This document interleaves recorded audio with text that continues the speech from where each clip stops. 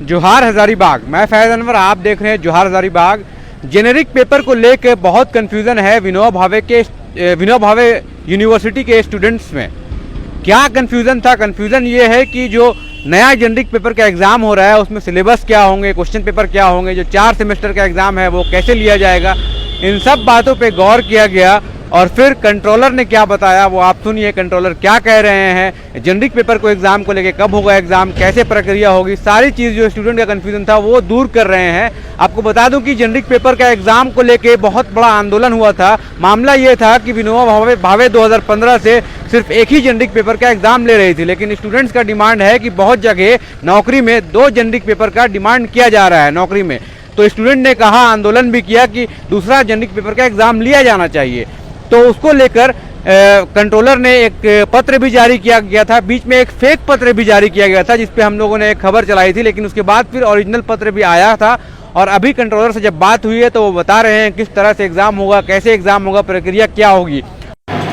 विनोबा भावे विश्वविद्यालय दूसरे generic elective paper की परीक्षा लेने वाली है, जिसके लिए फॉर्म भरने की प्रक्रिया चल रही है।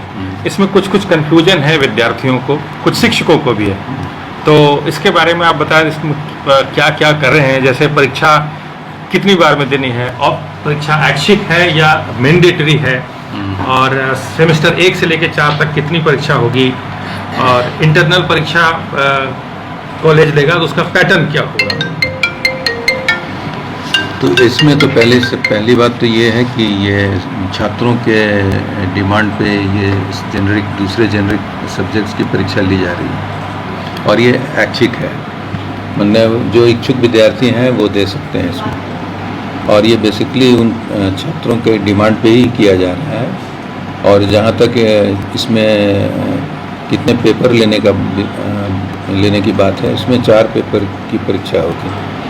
ये एक सब्जेक्ट विद्यार्थी उसको चुनाव करेंगे, दूसरे जेनेरिक पेपर का एक विषय का चुनाव करेंगे, और उस विषय के 4 पेपर की परीक्षा पूर्व से जारी मार्कशीट और जो उनकी डिग्रियां हैं उस पर किसी तरह का कोई प्रभाव पड़ेगा, या उसको आप बैक कर रहे हैं, नया जारी करेंगे, या वो एग्जिस्ट करेगा? वो एग्जिस्ट करेगा, हम रिकॉल नहीं कर रहे हैं उसको, किसी भी मार्कशीट या डिग्री को रिकॉल नहीं कर रहे हैं। तो इस परीक्षा के बाद आप विद्यार्थियों को क्या देंगे? एक अलग से अंक पत्र उनको देंगे जो ये साबित करेगा कि वो दूसरे जेनेरिक पेपर में वो अपीयर हुए हैं, यानी उनका दूसरा जेनेरिक पेपर है।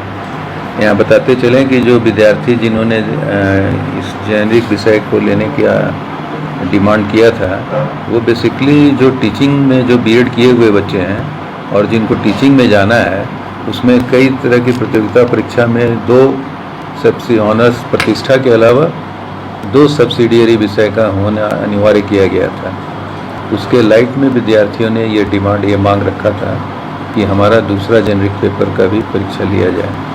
इसके संबंध में एक आवेदन हम लोग सरकार में दे चुके हैं कि CBCS पैटर्न UGC के द्वारा संचालित है, उनके आदेश से हुआ है। तो जो भी विद्यार्थी CBCS से पास हैं, उत्तीर्ण हैं, वो सभी प्रकार की प्रतियोगिता परीक्षा के लिए एलिजिबल हैं।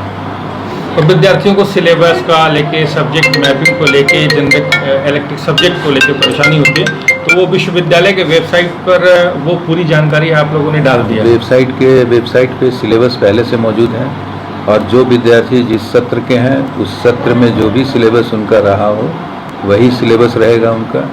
सिलेबस भी अवेलेबल है यूनिवर्सिटी के वेबसाइट पे, वहाँ से वो डाउनलोड कर सकते हैं। कुछ जो विद्यार्थी हैं पास आउट हो गए हैं इस 5 सत्र में, वो बहुत बाहर हैं, उनके लिए कोई संभावित तिथि आप बता दें तो संभावित तिथि तो अभी अगस्त में ही हम लोग ले पाएंगे, 15 अगस्त के बाद ही ले पाएंगे, क्योंकि अभी करंट एग्जामिनेशन अभी चल रहा है, यूनिवर्सिटी एग्जामिनेशन चल रहा है। तो अब उनके समाप्ति के बाद ही हम लोग इसकी जो छात्र माइग्रेशन ले लिया है तो उनको फॉर्म भरने में दिक्कत आ रहा है। जो माइग्रेशन ले चुके हैं, तो जो छात्र माइग्रेशन ले चुके हैं, अगर उनको कोई दिक्कत हो रही है तो यूनिवर्सिटी का हेल्पलाइन नंबर है 8252 6426 52। उस पर वो बात कर सकते हैं, उस पर संपर्क कर सकते हैं, है ना। जो हेल्पलाइन नंबर है यूनिवर्सिटी के वेबसाइट पे दिया हुआ है, उस पर वो संपर्क करके जानकारी ले सकते हैं।